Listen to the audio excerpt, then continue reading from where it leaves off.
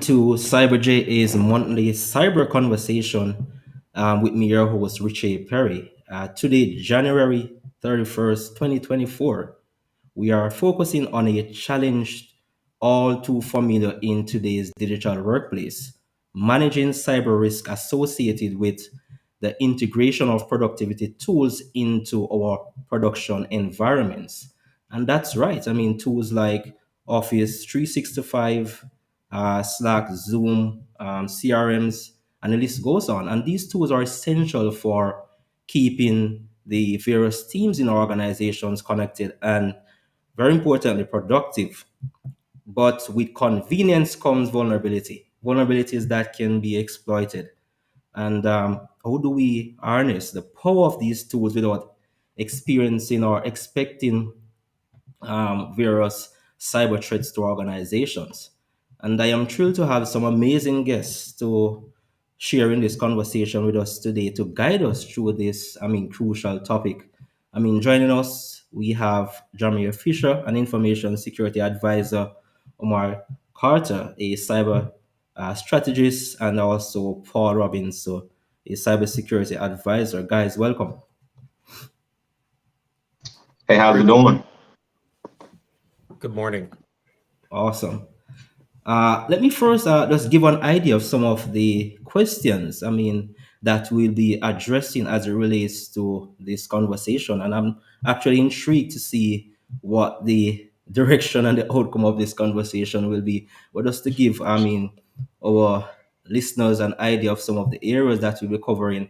We're looking at things such as, what are the key cybersecurity risks associated with the integration of productivity tools within our environments? How can organizations assess the cybersecurity readiness of the productivity tools they integrate within their organizations? What roles, does employee training play in mitigating cybersecurity risks during the integration of productivity tools? How can businesses strike a balance between usability and security when selecting and integrating productivity tools?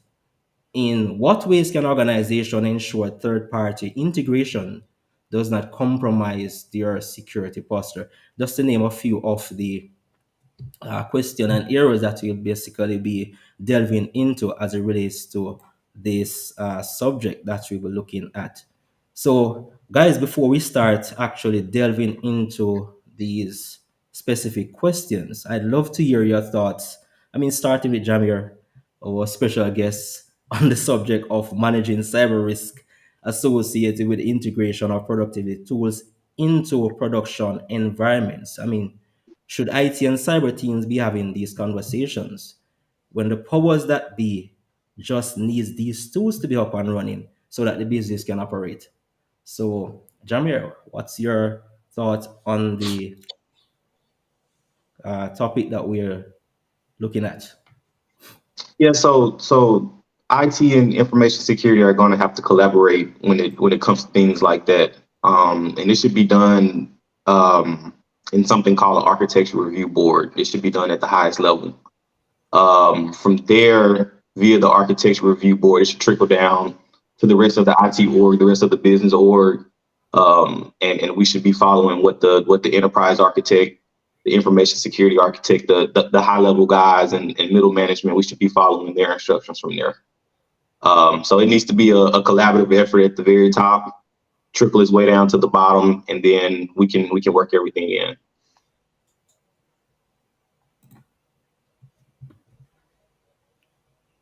Yes, guys. What's your thoughts as well, Paul, Omar, whichever of you want to go? Yeah, Your I thoughts can. on this. Yeah, I could go real quick. So, first of all, again, Jameer, welcome. That was a great answer to the question. I think as that collaboration takes place, there has to be some form of way to take that data and make it business facing. In cybersecurity and IT, we get very tied up in jargon and acronyms and things of that nature. And when we get that information to the business doesn't get it. The business is just about productivity. Like we really have to understand that it's not a competing factor, because if the business isn't productive, we don't have jobs. So you can't, we go to the extreme sometimes with our industry of where either we let everything go or we lock everything down. It has to be met in the middle. But, really, as I heard Jameer's statement, which it's 100% correct, you have to compile that data. The second step that I would see is allowing people in the business to understand, the theory of, brakes around a car to make it go faster. That scenario, and letting people know why we're doing this to make us even more productive and generate more revenue for our businesses. Sure. Yeah, I agree. I mean, I think Paul, you kind of took the words out of my mouth. I think you know you always have to start with the business, because cyber risk, of course, is business risk. And if we approach it from that paradigm, I think it's a much easier, or it's a much more, um, I would say, cohesive strategy when it comes to addressing, what risks, whether they're digital or kinetic. We have to ensure that the business is first and foremost, the top priority. As long as we understand what those processes are, what the capabilities are, to protect those processes, we're in good shape. And one of the things that I forgot who I was talking to, but it came up in a conversation, and one of us said, I can't remember if it was me or my friend, but we said, we agreed that you have to look at the existing capabilities that you have, and see how they protect the business risk, and then look at the business risk and see if they are protected by specific capabilities. Wherever the gaps are between those two views, that's where we really have to focus and ensure that whatever tools we get are, in fact, protecting business processes and assets. Sure. I mean, great points to actually start this conversation on, as it relates to managing those cyber risks associated with integrating productivity tools. Um, One of the challenges, I mean, just talking from experience, is that when it comes on to the integration of productivity tools, so often the IT team or the IT guys, not to mention the executives, the management, the powers that be, their only concern is to get these applications installed, um, to have the business going, not really looking at risk associated with applications. So, I mean, one of the challenge or one of the questions that I would love for you guys to really, I mean, share your thoughts on. I mean, how do we actually um, deal with the challenges that, or to help our executives to understand that, though they might want XYZ applications to be installed, there is a particular process, there's a particular, I mean, there are certain best practices that need to be followed in order for these to be implemented the best way. How do we actually create that balance for them to understand that we are thinking about security? We want the environment to be safe. However, they want productivity. How do we actually create that level of balance based on maybe your experience that you would have had? I mean, Yeah, I think, uh, fundamentally, it comes down to how we are building our technology stack and our infrastructure and growing our business and innovating. You look pre-COVID. I'm going to kind of take us through this here. So pre-COVID, we're standing up servers, we're moving things to the cloud, we're innovating and going crazy, but we're not thinking about security. Then when COVID happened, we actually had a chance to reset the whole thing, because we're changing the way that we're working, whether it be hybrid or remote, to build our infrastructures security from the ground up, and kind of failed at that. I think organizations that are doing well in security and in innovation are securely, safely enabling applications or technologies that they have. I use an analogy all the time with people that I talk with. It's like, okay, I'm building a house in the most dangerous neighborhood known to man, which is public internet. Um, or, I grew up in Brooklyn, and, my old neighborhood was kind of rough. Imagine building a really amazing house in my old neighborhood, but I'm not putting locks on doors. I'm not putting, things on my fence, chains on my fence to make sure that at night I can lock it up. People are just going to come in and break through and ransack my house. I have to build the house with security in mind because of the neighborhood that I live in, and I need to be making sure that that's taken care of. It's the same thing from a digital perspective. If you're not building things securely and with security in mind, and just throwing applications out, and your dev teams are just creating applications, you're, again, brakes are on the car to make it go faster. You're going at 1,000,000 miles an hour with no guardrails and no safety nets around you, around the things that you do, thus devaluing the investments that you've made in the technologies that you have. So that's a thing. Again, I want to be very careful in how I talk about this, because we have the tendency to go to the extremes. We have to be productive. We have to make money. We have to generate revenue for the business. But if we're not doing it in a way that is secure, we're actually putting the business at more risk. And I know that's a very simple statement to make, but a lot of people aren't doing that. They're just going too fast, too fast, too fast. And I think sometimes you have to slow down to speed up. Jamir, what's your thoughts on that point, Jamir? Yeah, I 100% agree with you, Paul. I would break it down into two parts. The first part being the business part. There's a ITIL process out there called the BRM, and what that is it's a business relationship management process, and it takes what the business needs from that tool, what they plan on doing it, and it kind of gives you the back end of why they need it, what it's going to do for them, what it's going to do for them in the production environment. And you're able to relate that from the security side, take everything that they need from that, and that's how you're able to add controls. That's how we're able to say, okay, like Paul said, you don't want to add too much security, you don't want to not add security at all. So you get to a point to where, okay, how do I know how much security to add? Where does this application sit? Is it a 1, 2, 3, 4 thread? Is it a high, low? Where does it sit? And based on where it sits is what controls you give it. You should have a baseline set of controls that you have for all of your applications at each level. From there, you put it in that silo. You add those set of controls to it, and that's how you're able to keep the productivity of the application. As far as the user sees it, you're able to keep that at a good level, to where you have enough security and you have enough user experience. So, and then the second part of that is reviewing those security features. How is the MFA? How does it have strong authentication? Is it a legacy app, a modern app?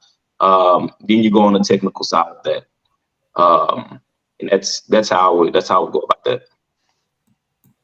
Okay, great. Yeah, and I think the only thing I would add is I think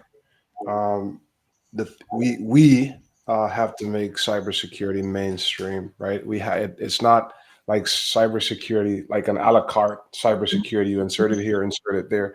I think as we engage in conversation with business leaders, we have to ensure that, for example, the CISO or a security leader is actually a business leader, not necessarily security. Yes, you have security responsibilities, but you have to have an inherent understanding of the business. How does the business make money? What are the processes that the business is implementing that will allow the business to be successful? And then you come at it from a perspective where you enable the business to choose its risks wisely. You're going to choose risk, right? Because that's what you do in order to make money. You're going to take on certain risks. But how do we, as security leaders, responsibly contribute to the conversation and bring some levity? Right? In some cases, um, challenge the business to even take on more risk, or enable the business to have a conversation going into making a decision, or running day-to-day operations with the necessary with the mindset that's necessary to be successful, right? So I think making cybersecurity mainstream, and not just like kind of a point solution, so to speak. We have to be a part of all of those business conversations. Yeah, and Sure. I'm a GRC guy too. Like I'm a big GRC guy, but the problem with frameworks like ISO, NIST, CIS is that it's so, to Chris's point, this is why I wanted to add it. It's so siloed. It's just laser focus into cybersecurity. I think we have an opportunity to add standard operating procedures to our cybersecurity conversation. And when you talk, standard operating procedures, now the business has to get involved. Like, it's not a control 132 on this 800 153. This is, hey, in order for our business to function, we have to do this, and here's the standard operating procedure of how we do it. When you start throwing that word around, that's going to get the business's attention more so than just saying, hey, we did a NIST risk assessment and this control is out of whack and we got to fix it.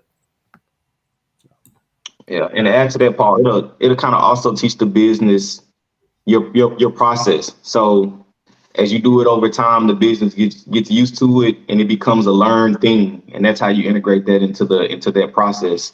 Because now I know what Paul is going to ask for. So let me have this already ready, have everything done. When we get to the R, but we get to the cab, everything's complete. So that's nice too.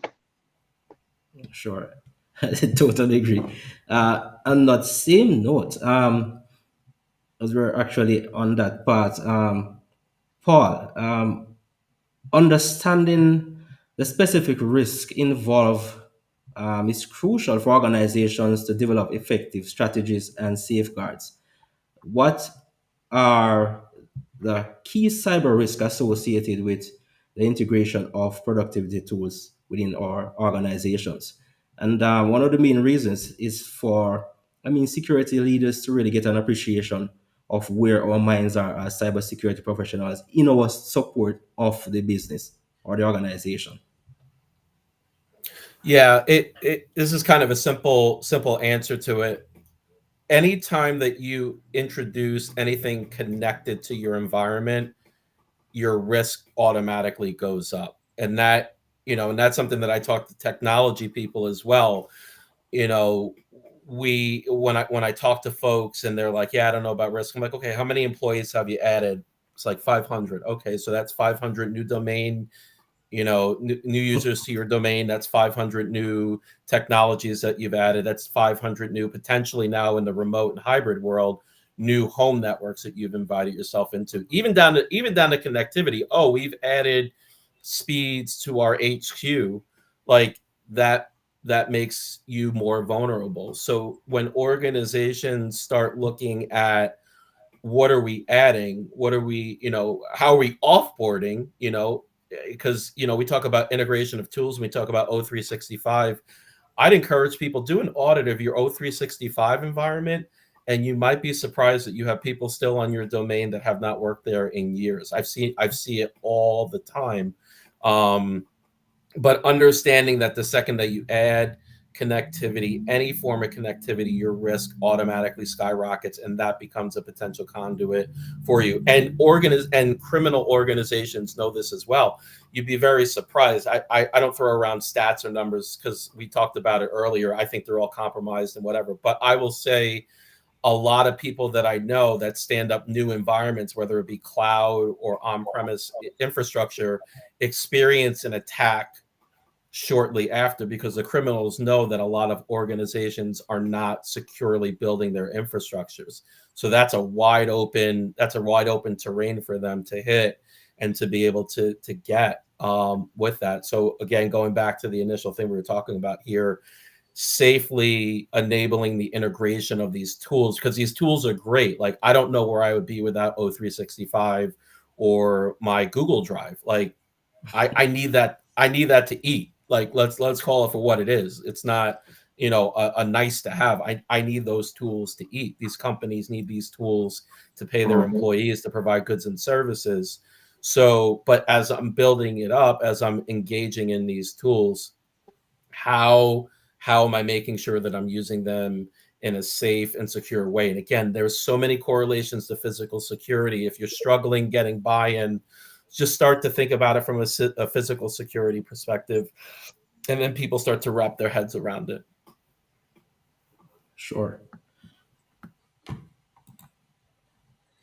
Yeah, and I think, Paul, like you said, and I'm thinking of an example where when I first started using Teams, I was collaborating with a third party. They were coming in, we were working on a project, and then we provisioned the access for those users.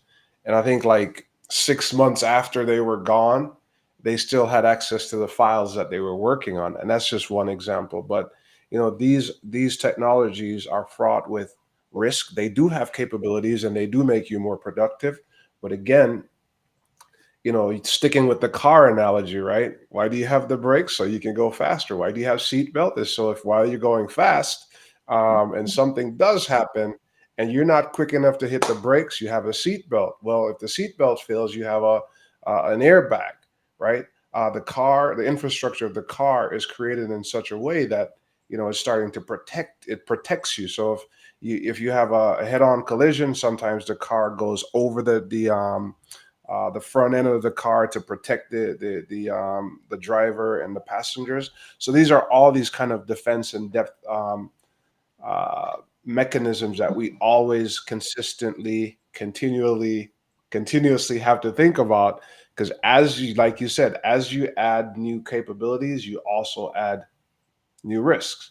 And how do we manage those risks, right? Without necessarily slowing down the business or without disrupting business activities. Yeah, and Chris, to that point, and it's going to tie in what Jameer said of where, and Jameer, I like how you said that, how it should become second nature to the business, that they need to Mhm. understand security. How many times do we get in the car and we're thinking about what Chris just described? Like when we get in the car, we like, okay, I have a brake pedal here, I have a seatbelt here, I have a airbag here, and you're thinking about that while you're driving. No, we get in the car, we turn the key, we're gone. Like that, that's and we just go because it's second nature to us at that point, and we're just driving, and we know, like Chris said, if something were to happen, then your mind goes to the fail safes that we have. We just second nature know that these things are in place. When we start building that into the business and we start getting the business to understand this from a second nature perspective, then things will move along a lot quicker and you'll get buy-in because it's just business, and it's not being fragmented like Chris said earlier on, where cybersecurity is in its own cubby hole and the whole business is out, on the other locations of where they're at. So that's an awesome point, both of you guys. That's great. Sure. Yeah, I think someone in the chat mentioned security by design, exactly, Yeah, spot on. or default. Yeah, yeah, yeah. Very important point there. Security by design. But one of the things is that, I mean, the points that you guys have actually made are very valid points. But I'm just thinking that um, if you were to actually develop a per se a comprehensive or holistic checklist that can actually guide this overall process, as you have mentioned, you have people leaving organizations, you have applications being configured. How many people are actually having that time? It's always a time against money, productivity. How much time do we have as professionals to vet these applications, to look at the security features, to see the various risks associated with all of these applications? So, how best can we actually help with uh, in our case, say we should actually develop a checklist to guide our security and the IT team to say, look, if we're going to be integrating applications, these are the things that we need to be looking out for. I mean, what's your thoughts on So I think that's generally, you usually have a set of policies, right, or configuration standards whenever you are bringing in a new app, onboarding a new application, or there is a standard But I think that standard becomes, and yeah, someone says obviously when you go through your audit, there's also an audit process which is kind of after the fact. But I think as you onboard the application or the technology or whatever it is, there should be a certain set of standards that you adhere to. That those are just baselines. Now those will be specific to your industry or sector or vertical that you're Mhm. in. But generally speaking, you got to have a checklist. I was at a conference, I think last week, and someone said, "Oh yeah, we're coming up with a new technology which is left of left." So people talk about shift left, we're talking about left of shifting left, right? And the concept there was that what she was saying is that we are going to embed security in the process before you even, security is going to be pretty much every step of the way prior to an implementation or prior to configuration. Security is going to be a part of those conversations.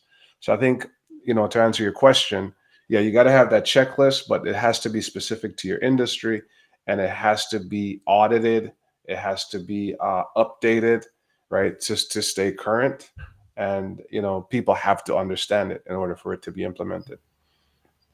Yeah, I agree 100% with Chris on that. When he brought up the GRC part of that, actually going through the third party vendor review, and having something already set baseline as a checklist, and then per each application, based on the risk involved with that application, you can go in and tweak the controls that way if you want to, get real specific.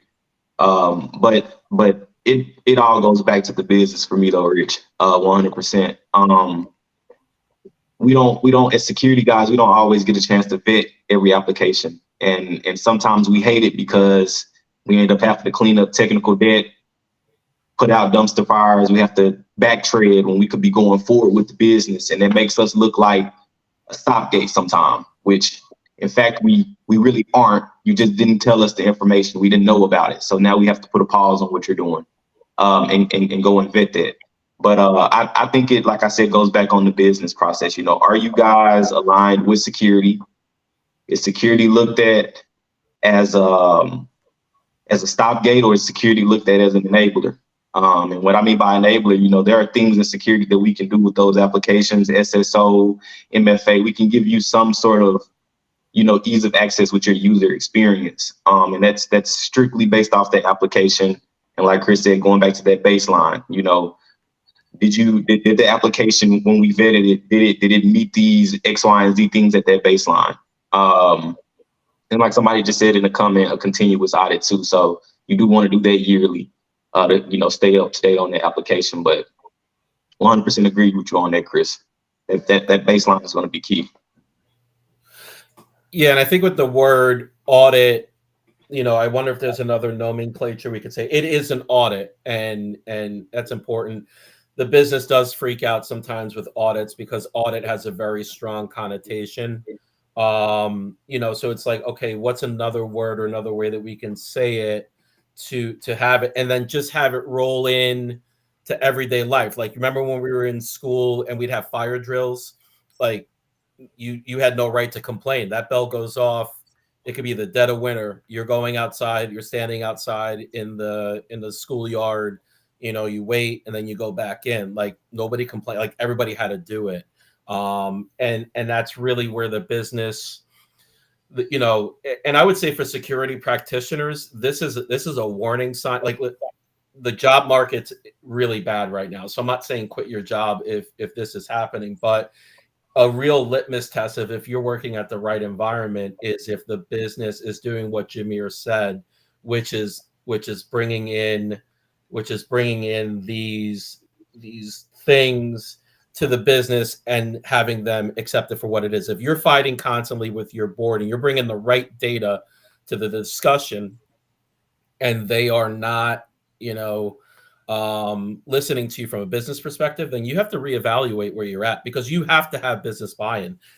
To Chris's point, this is all an important thing for the business. And so, as a security practitioner, you actually hold a lot of power to say, yeah, I want to get off this roller coaster. If you're not going to, because we can't do that from a physical. Imagine working at HQ in New York City and there's no security guard, there's no security cameras, There's no like red phone to call 911 if something were to go on. That's a lack of responsibility, and you have a fiduciary responsibility to your employees to keep them safe from a physical perspective. It is the same thing as digital. It really is. So it allows you to understand what the business is about and how we go about things. Great. And we have a great question from Tim Clausen. I mean, guys, I'm not sure which of you would like to take on this question. I think it's a very good question. I've talked a lot, but I know Tim. Chris, Tim is an Eagles fan too, so I'm going to give him a little bit of the business here. Oh man, Tim's my boy. poor guy. Tim's my boy. Tim's my boy. So, interested in hearing your thoughts. What role should a partner or vendor play to help a CISO reduce? Yeah, Tim, that's a great question. So, a little background on Tim. So, Tim was on the business side and is now on the other side of the fence and does a wonderful job for Palo Alto. Does some really good work with them.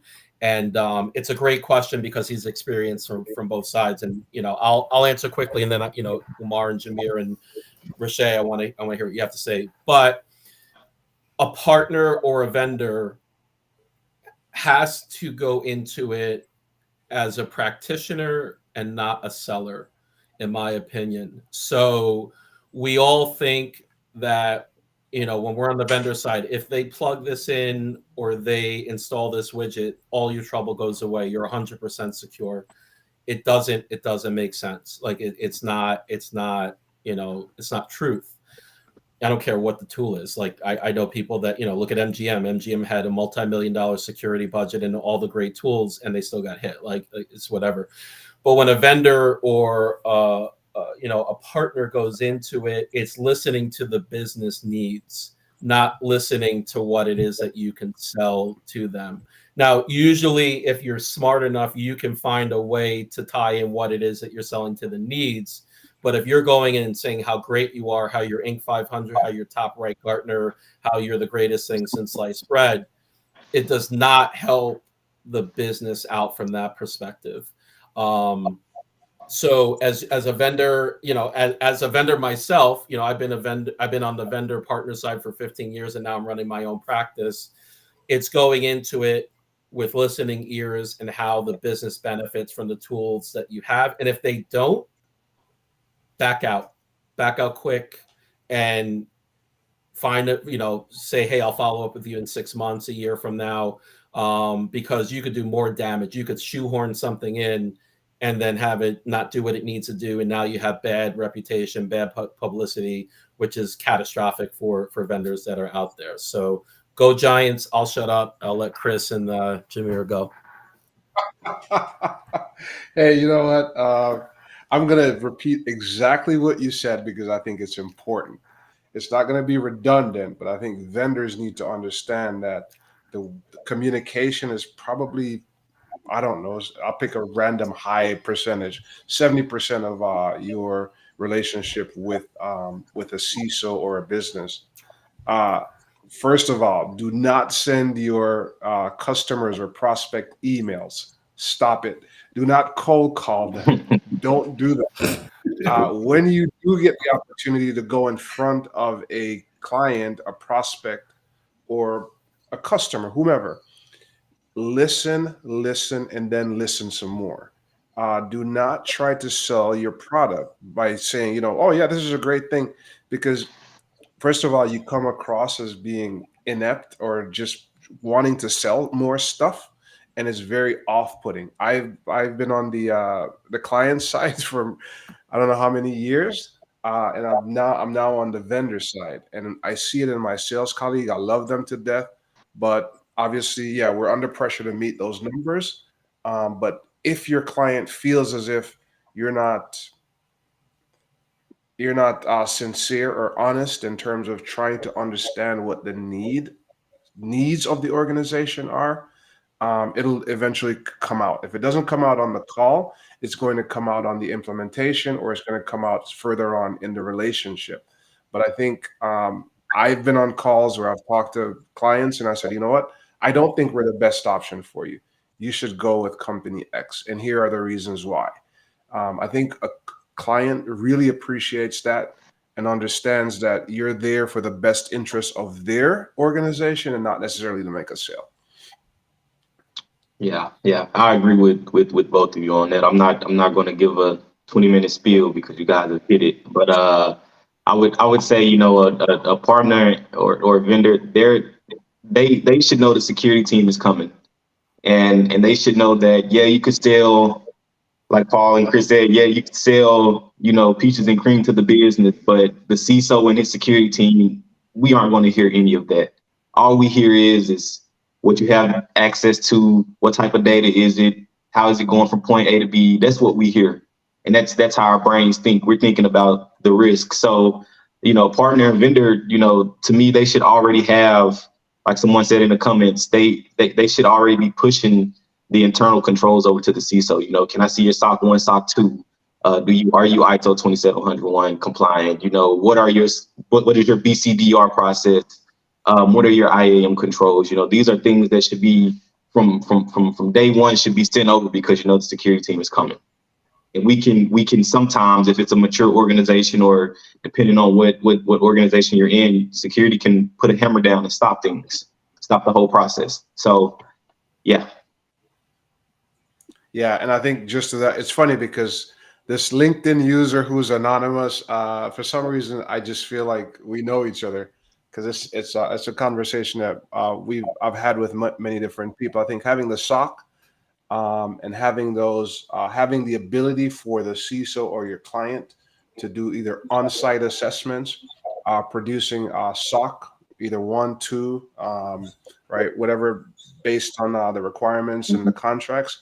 You should have the ability to audit, and you should have the ability to, in some cases, be able to visit and review. But I think having those regular assessments with a third party, whether it's a vendor or a supplier, you should have the ability, and they should be their processes and controls should be aligned with your controls as well. If they're not, you may have to take the Walmart route and force them to comply, Mhm. right? And even though they're compliant, not necessarily mean they're secure, but at least it provides you a level of assurance that their security measures are in line with what you're, and will not impede your process to successfully carry out your business activity. Yeah, and it comes Oh, down. it's Brandy. Okay, Brandy. Okay, nice to meet you, Brandy. And you know what? It comes down to what the CISO and the executive team care about. So I'll give you an example. My daughter just bought her first car, and she's talking about all the things that I don't care about a car. Oh, it's got this, and it's got, USB, so I can plug in my phone. And I'm like, I don't care. I just need you to get to work or to your friend's house safely and securely. That's all I care about. Don't sell me on any of that stuff. And from a vendor perspective, going back to Tim's thing, they don't care about the fact that you're Gartner cool vendor. They really don't. Like, if you want to say it just to make yourself feel good, okay, fine. I love being independent because I could say all this stuff, and the only person that can fire me is me. So I'm just gonna speak from the heart. But what they care about is, how are you making my life better? How are you? One of the best questions, vendors that are sitting out there, and you're like, how do I get through all the other noise that's out there? Ask a CISO, how can I make your life easier? Just ask them, how can I make your life easier? And watch how the countenance just comes down, because you're showing real, authentic care and concern for these people. And because they are people, these are human beings. They're not God. I know some of them run around with God complexes, but they're not God. They are human beings just like us, and they just want an easier way to do their job and to protect their jobs and their livelihoods. How does your product and solution help them specifically, and then in turn help the business as well? I totally agree with all that you guys have said. I mean, and just to a little bit as it relates to, vendors. Just talking from experience, one of my, having to deal with various coming into an organization is, basically, don't tell me about, as you have mentioned, all the was, the fancy features about all these applications. Tell me how it is that this actually helping you and your organization. You're not able to explain to me about your product or your services, how it is that it actually function, how it is that it actually works, how it is that it actually helps you and your organization, then that's where the conversation stops. So I'm not really interested about the accessories and all of these things. So I think all boils back down to the level of honesty on the vendor side in terms of putting forward the level of risk that they want to help that partnerization to address with their tools or particular applications. No doubt you guys might have mentioned this before. In what ways can organizations ensure third party integration does not compromise the cybersecurity posture of an organization?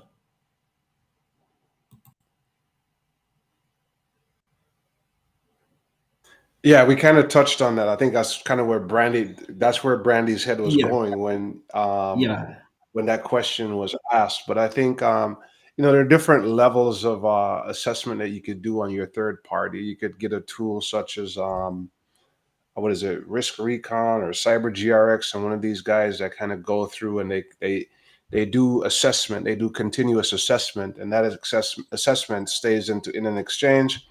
But it also provides you with sort of the posture. It gives you a posture check, in some cases continuous posture check of how your third party is doing. In other cases, it's much more granular. In some cases, it gives you a very high level. And then I think in a lot of these companies, they have like 3 different tiers of assessment that can be done. And based on the results, you could then have those conversations or make those decisions in terms of is this an organization I want to continue to do business with, because they may be they may not align with your risk posture or your risk tolerance, or they may expand your attack surface to a point where it doesn't make sense to leverage, or you could challenge them. I've worked with organizations before where we help them improve their security posture because my leader at the time liked the organization. So there were specific things that we did in terms of API security, in terms of writing scripts to ensure that we're getting the information we need and we're satisfied with the information. So I'm just anecdotally, I'm speaking from experience, but those are things that I would say you have to do a continual assessment of their environment. You have to understand their processes, and you have to make sure that they're continually uh, upgrading or updating their posture. Yeah, and I think a way to articulate that to the business is, we heard of the Home Depot incident, we heard of the Target incident, we heard of Sony, JBL, like all these massive incidents that we hear about, and it's like, oh, Home Depot was hacked or Target was hacked. Like all of those came from third parties. Mm-hmm. And so those third parties maybe get three or four words in the big article of like how Home Depot has been hacked or Target has been hacked. So their liability really isn't that much. It's like, oh yeah, IT provider or cloud provider X was used, but that doesn't get the press. Whoever is on, whoever's experienced the pain up front, they're the ones that are on Front Street with the whole thing. So that's a way to express it to the business and say, listen, this is why we have to take time to vet our vendors up, because if it goes down, we're the ones that are in the paper. We're the ones that are on a news network and they're saying how, we're negligent with data, or we don't care about our employees, we won't care about customers. The third party vendor kind of skates free from that. We got to make sure that they have their house in order, because their house is coming into our house. And if it doesn't align with what we deem as secure, then we're going to have problems. So really, that's one of those things that you really can't get around, going fast and rushing through. You really have to take that extra time. That's where time can be spent to making sure that these third-party vendors are acting accordingly with the business model that you have. Yeah, I like the end of that, Paul. The bringing up the time piece. That's huge. In that back end time as you're vetting that application, that's what you should be doing as far as the security team. I would also say, it's a trust that has to be built and formed really, really, really fast too. When that vendor is presenting, all of their use cases, and the security team, we've already went and Googled how many times has this application been, hacked, or how many data leaks have they had. We're doing our due diligence on our end. And to what Paul said, that from the business side to the security group, you want to assess them so hard and so strategic. That's the reason why, any vendors out there listening, that's the reason why your security guys come in, and it's like almost kind of like we're being rude in a sense. We come down so hard. We want architecture diagrams. We want all of your MSA. We want to see the socks. We want to physically see everything, because we're forming a trust bond with you, and we can only go, word of mouth off of what you're showing us, that you say you are doing. So 100%. Yeah, there's a question. Ilyas raised a very good question. Are NGO CISOs the same as enterprise? This one is near and dear to my heart. Reason being is I do a lot of work with a non-for-profit organization. I work with a lot of different non-for-profit organizations. And one of the challenges I think with non-for-profits is they operate very differently. I don't call them non-for-profit, I call them for impact. The challenge they have is they are unable to generate the amount, in most cases, or in some cases, they're unable to generate the level of revenue that's required to hire a full-time CISO. And this all depends, of course, on the size of the organization, right? The mission of the organization, and how and where the organization operates. In most cases, I think organizations, I would say under 25 million gross revenue, they would have, I would say, a fractional CISO. Their processes tend to be less mature. They're covering just the basics: multi-factor authentication, malware updates, user awareness training. If they have an MSP, it's usually a low-tier MSP. So it's not, they're not very, I don't know how to say this without making them look bad, but I think their security posture is much different, and their tolerance is also different from an enterprise level organization. Primary reason being budget is usually a huge factor. Chris, to that point, I'm benevolence and non-for-profit and small business, micro business, very near and dear to my heart. What I would encourage these organizations to do, though, is do something, because there are a lot of SMBs and micros and non-for-profits out there that don't do anything because they assume that it is, out of their reach to be secure due to the cost that's associated with it, or the headcount that's associated with it.